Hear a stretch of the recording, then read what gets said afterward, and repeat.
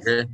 Bismillahirrahmanirrahim. Bismillahirrahmanirrahim. Wassalatu wassalamu ala Rasulillah Sayyidina Muhammad ibn Abdillah wa ala alihi wa ashabihi wa mawalah. Yang saya hormati seluruh peserta Zoom apa nih? Nuism. Nggih, nuisme. Nuisme. Ini maksimal tadi nih, volumenya. Kayaknya ada. Oh, Begini. Habib Hamdan ini. Nggih, Habib Hamdan rawuh. Gus Rifkil. Oh, Gus Islah ini. Pak Perwita. Oh, ini hostnya. Host anunya apa? Hostnya ini sinten iki hostnya niki? Hostnya Mbak Parwita. Dalam namung fasilitator kemawon, Gus. Jadi yang kita bicarakan ini memang skalanya bukan skala yang sederhana. Karena di situ ada kalimat kebangsaan dan kalimat peradaban. Nah, itu kebangsaan dan peradaban ini ditanggung oleh santri. Nah, kira-kira santri ini kalau nanggung peradaban dan nanggung kebangsaan itu kan bukan perkara mudah. Kenapa?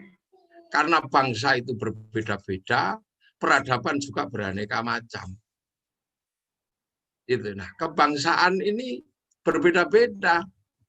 Karena Allah sendiri yang membuat bangsa itu berbeda-beda. Syu'ubau wa qabailah. Peradaban juga berbeda-beda. Nah, makanya seorang santri itu memang kalau sedang mikul peradaban dan mikul kebangsaan memang berbeda-beda. Seandainya yang mikul itu santri yang sekolah tok, ya mungkin Indonesia juga nggak merdeka. Karena yang 10 November terlibat itu ada yang santri baru santri bismillah, ada yang santri nakal-nakal juga yang ikut perang. Jadi santri kalau sedang memikul peradaban dan mikul kebangsaan ini memang berat. Kenapa? Karena kebangsaan dan peradaban inilah yang akan menjamin keberadaan manusia dan keberadaan agama. Jadi agama sehebat apapun, sebaik apapun, manusia sebaik dan sehebat apapun, dua-duanya akan hilang tanpa jaminan peradaban dan kebangsaan. Nah, ini kan temanya ini kan berat sekali. Berat sekali. Makanya kalau dalam konteks itu, santri itu adalah sudah memang dipersiapkan oleh para founding fathers kita. Sudah dipersiapkan. Makanya menggunakan istilah santri. Kalau istilah murid, itu memang butuh kepatuhan mutlak kepada mursyid. Itu namanya tilmidun, muridun. Nah, santri ini memang sudah dipakai untuk mewadahi. Jadi awal mula memang santri ini sudah dipakai menjadi istilah untuk mewadahi siapapun yang punya kecondongan hati untuk melibatkan diri bersama urusannya para ulama.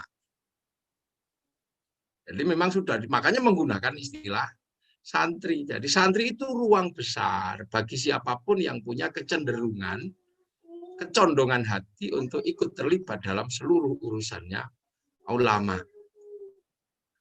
Makanya santri itu sebenarnya adalah penjelasan dari mayyuridillahu bihi khairan yufaqihu fiddin. Jadi siapa yang dikehendaki baik oleh Allah, maka dia dikasih ngerti urusan agama. Lah, ngerti itu nggak banyak. Ada yang ngerti dikit, ada yang ngerti ulama itu baik, tapi dia sendiri juga nggak ngerti dalilnya apa. Nah, itu santri. Makanya ketika berbicara santri semenjak dulu isinya macam-macam. Tapi kalau muridun memang mendapatkan petunjuk khusus di dalam ruang sekolahan. Nah, itulah istilah murid. Makanya kalau berada di dalam pesantren, santri itu bisa macam-macam karena kecondongan orang terhadap seorang ulama. Nah, baru kalau sudah seperti itu, baru bisa berbicara tentang peradaban dan kebangsaan. Karena kalau berbicara murni dari sisi muridun, tetap menggunakan bahasa awal, itu yang mendapat bimbingan dari seorang mursyid atau syaikhun, maka dia sangat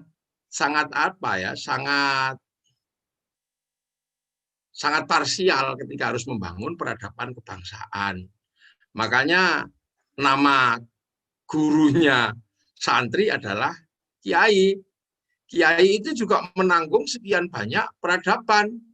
Ada peradaban keris, namanya tombak Kiai Pleret. Ada peradaban kebaikan dari seekor kerbau, namanya Kiai Slamet. Nah, istilah kiai sebenarnya adalah istilah peradaban. Makanya menggunakan istilah kiai. Kiai bisa mewakili kebo, bisa mewakili tombak, bisa mewakili gamelan. Makanya kiai bisa menanggung peradaban karena kiai sendiri adalah ruang yang berbeda-beda masuk dalam satu sosok yang kemudian diistilahkan dalam istilah kiai. Jadi istilah kiai itu adalah istilah peradaban. Makanya kemudian punya namanya santri. Santri ini juga sama. Siapapun bisa menjadi seorang santri. Jadi santri itu siapa? Mayuridillahu bihi khairan yufaqihu fiddin. Siapa yang dikehendaki baik oleh Allah, maka dia dikasih ngerti untuk urusan agama. Lah khairan di situ itu nakiroh. Khairan itu kalau nakiroh maknanya khairan kamilan, kebaikan yang sempurna. Nah, kebaikan yang sempurna itu ya tidak bisa berdiri sendiri bagi manusia. Maka ada santri yang ngaji, kebaikannya memegang kitab. Tapi ketika seorang kiai ngaji, kemudian ada bekas-bekas sampahnya, maka kemudian yang membersihkan sampah, itu juga termasuk santri. Karena dia ngerti ngaji itu baik, menghasilkan sampah, sampah itu adalah mengurangi kebaikan pengajian, maka dia memberikan sampah. Pengajian itu juga baik, tanpa adanya tenda dia tidak baik. Maka kemudian orang yang dikasih ngerti bahwa kebaikan ngaji itu karena tenda, maka dia bangun tenda, maka dia manjat tenda. Mungkin dia juga lupa sholat zuhur ketika manjat tenda. Nah, itu juga termasuk bagian dari orang yang dikasih ngerti tentang agama. Nah, konsep antara kiai dan konsep santri, ini adalah konsep yang ada di Nusantara agar berbagi secara sosiologi, berbagi secara antropologi, demi apa? Membangun bangsa dan membangun peradaban. Dan berhasil. Itulah. Makanya seorang kiai, seorang santri, basic dasarnya adalah harus mengerti perbedaan itu ada. Dan perbedaan-perbedaan itulah yang kemudian menjadi kekuatan santri. Makanya ketika santri itu sudah istilahnya hari santri gitu ya, sampai hitung aja apakah kemudian waktu yang perang di Surabaya itu Allahu Akbar semua santrinya? Ya enggak.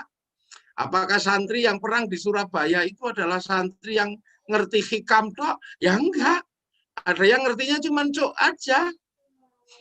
Ada yang ngertinya ya macam-macam. Jadi ketika sudah berbicara santri dan hari santri waktu itu, ya kita bisa macam-macam. Makanya kan Gus Nur itu sebenarnya juga santri, cuman santri yang kemudian melawan kiainya. Nah, itu aja yang sebenarnya kasihan juga. Makanya ya mohon semuanya enggak usah ikut marah-marah, kasihan dia juga sudah dimarahi banyak orang. Ya santri sebenarnya santri kagol kan gitu. Gus Nur itu. Lah itu makanya kalau berbicara santri terminologinya harus dibuka dalam cakrawala, bahwa istilah santri sebenarnya dipakai untuk mewadahi seluruh orang yang punya kecenderungan kebaikan terhadap agama, tapi bersimbol pada mengikuti petunjuk kiainya. Nah itulah. Nah itu, makanya baru dengan prinsip seperti itu, apa yang disebut bangsa bisa dipikul. Karena bangsa itu prinsipnya berbeda-beda.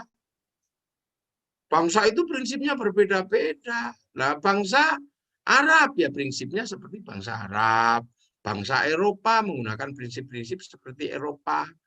Makanya kalau kita berbicara tentang bangsa, nah itu pasti ada pergeseran-pergeseran kan gitu. Agama pun akan pergeseran pelan-pelan. Seperti pergeseran dari al-halalu bayyinun wal haramu bayyinun, tiba-tiba ad-daruratu tubihul mahdurat, al-masyaqqatu tajlibut taisir. Itu ya misalnya ini pergeseran-pergeseran kan gitu kan untuk membangun bangsa. Nah, tanpa kesadaran dasar seperti itu mustahil seorang santri mampu membangun bangsa, apalagi berbicara tentang peradaban. Itu loh. Nah, akhirnya kemudian kesadaran-kesadaran berbangsa, kesadaran berperadaban ini yang akan dipikul oleh santri. Maka santri ini harus cerdas, harus pinter, harus ngerti man ana, aina ana, mata ana, kaifa ana. Man ana, siapa saya? Bukan hanya man ana, bukan hanya itu. Man ana itu siapa saya? Kan gitu. Mata ana, kita ini sedang berada dalam waktu kapan? Kapan itu pengertiannya adalah ruang antropologi, ruang sosiologi, dan ruang geografinya sedang apa? Nah, aina ana, kita ini sedang di mana? Oh, kita ini sedang di Indonesia. Indonesia itu seperti ini, multikultural, multi agama, multi budaya. Nah, terus kaifaan, aku mesti bagaimana dalam situasi seperti ini? Nah, itu sudah, itu harus disadari betul bahwa bangsa itu berbeda-beda dan peradaban bisa dibangun dengan nalar-nalar yang sedang ada berjalan di waktunya. Peradaban khilafah ada waktunya, peradaban demokrasi ada waktunya, peradaban transnasional ada waktunya, ada. Nah, ini sekarang ini peradaban transnasional pasca fisika, metafisika dan pasca biologi. Ini peradaban baru. Ini santri harus paham betul. Yang dulu hanya bisa dipraktekkan dalam ruang-ruang mistik, ruang-ruang fisika, ruang-ruang biologi, sekarang sudah menjadi sesuatu yang biasa. Dulu ruang gravitasi adalah dibahas di ruang-ruang kelas untuk menciptakan teknologi. Sekarang orang bikin motor menggunakan ruang fisika, mengatur aerodinamisnya. Sekarang orang tidak perlu belajar itu, tinggal naik bisa jalan. Dulu orang berada di ruang-ruang penelitian untuk sesuatu yang terkait dengan penyembuhan. Dia di laboratorium bertahun-tahun. Sekarang tinggal beli obat, mudah. Nah, ini ruang-ruang itu sudah bergeser. Dulu yang bisa komunikasi jarak jauh seperti ini hanya para wali. Sekarang kita sudah berada dalam ruang peradaban baru tanpa harus menjadi wali. Kita bisa zoom-zooman.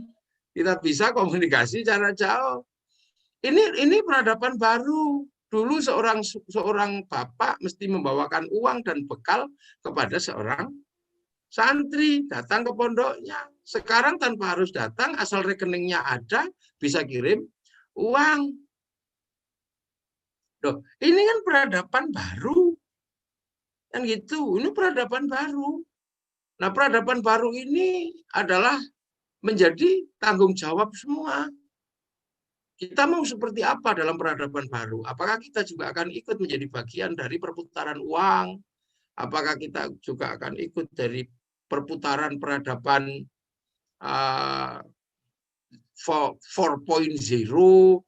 atau apa? Ini adalah ruang peradaban baru. Sementara ruang kebangsaan ini yang akan mewadahi peradaban apapun itu diwadahi oleh yang namanya bangsa yang akhirnya bersepakat dalam satu bentuk negara kesatuan Republik Indonesia. Dan peradaban itu sudah dilakukan oleh santri ketika santri mensepakati Pancasila. Ketika santri mensepakati Pancasila, mensepakati bentuk negara, akhirnya santri memberikan contoh yang bagus. Kan gitu, peradaban yang berbeda-beda, santri bersepakat. Agama yang berbeda-beda, santri bersepakat. Bersepakat apa? Untuk membentuk satu bangsa. Dari bangsa yang berbeda-beda. Dan ini sudah diselesaikan oleh Founding Fathers Indonesia. Artinya santri zaman all, ini sudah bisa menyelesaikan ini. Gitu kan. Gurunya, guru-guru kita udah menyelesaikan itu. Jadi masalah peradaban dan masalah kebangsaan sudah diselesaikan. Itu oleh kakek-kakek kita. Oleh Mbah Hashim Asy'ari, oleh Kiai Wahab Hasbullah, oleh Kiai Bishri, udah diselesaikan. Oleh Wali Songo, udah diselesaikan. Jadi santri dan peradaban itu semenjak zaman Wali Songo sudah diselesaikan. Sehingga kemudian penerusnya para ulama mampu bersikap sebagai seorang santri, menerima sekian perbedaan bangsa, menerima sekian perbedaan peradaban. Kesepakatannya apa?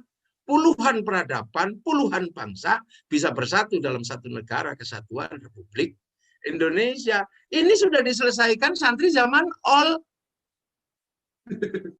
Jadi santri zaman Ol sudah menyelesaikan ini. Nah, tinggal persoalannya adalah santri zaman Now. Santri zaman Now itu selalu punya kewajiban yang sama. Apa? Al-muhafadzatu 'alal qadimis shalih wal akhdhu bil jadidil aslah. Nah, apa yang sudah diselesaikan oleh santri zaman Ol, kakek-kakek buyut kita ini, kita jaga. Mampu membangun bangsa, mampu membangun peradaban. Itu sudah final.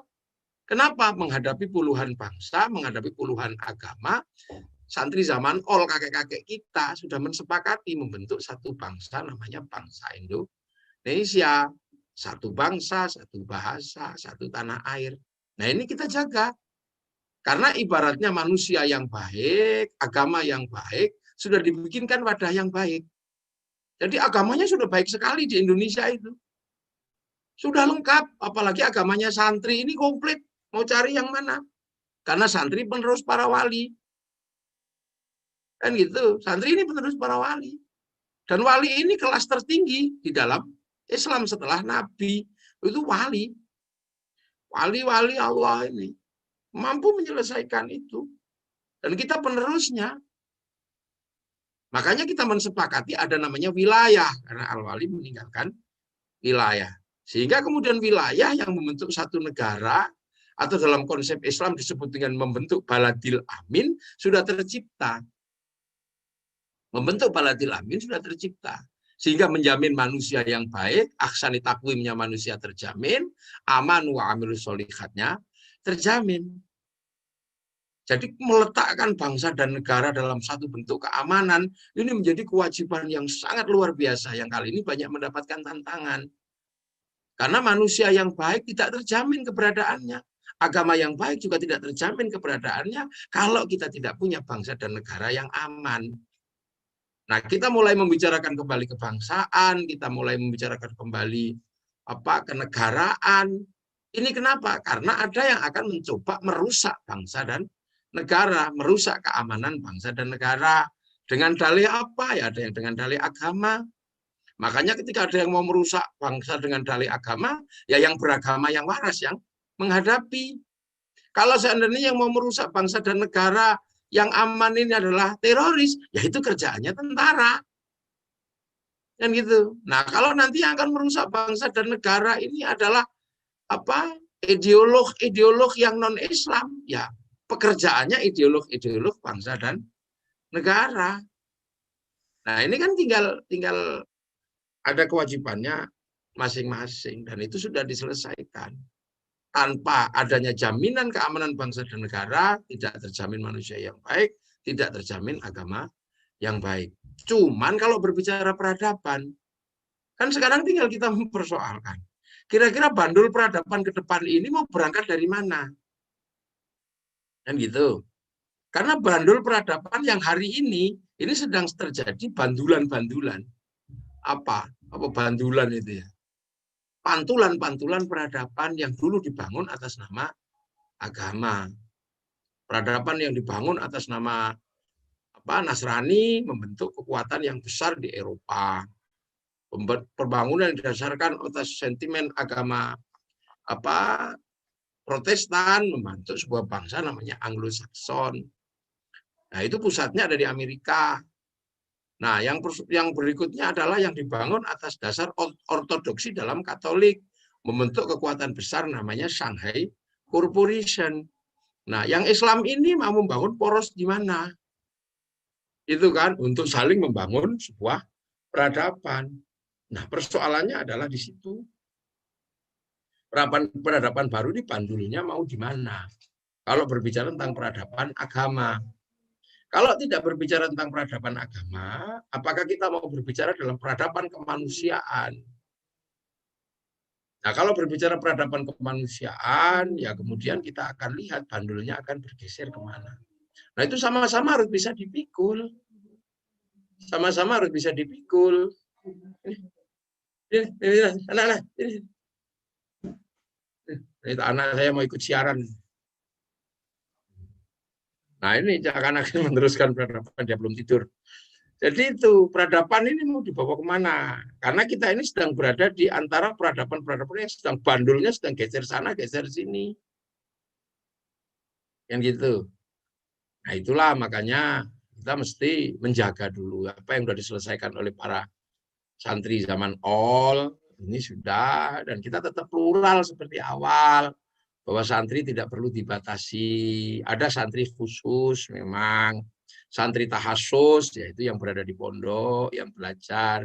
Yang namanya kemudian ada dalam ruang tilmidun muridun. Tapi kalau sudah berbicara santri, itu muridnya kiai. Lah kiai itu ada ada kompromi peradaban, ada kompromi kebangsaan. Kompromi kebangsaan karena kita di sini disebut kiai, kompromi peradaban santri itu kiai itu isinya macam-macam.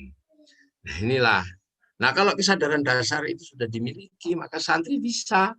Makanya hari ini santri selalu menjadi teladan. Sifatnya plural. Ya, bisa ketemu sana, ketemu sini. Tapi peradaban barunya ini mau kemana?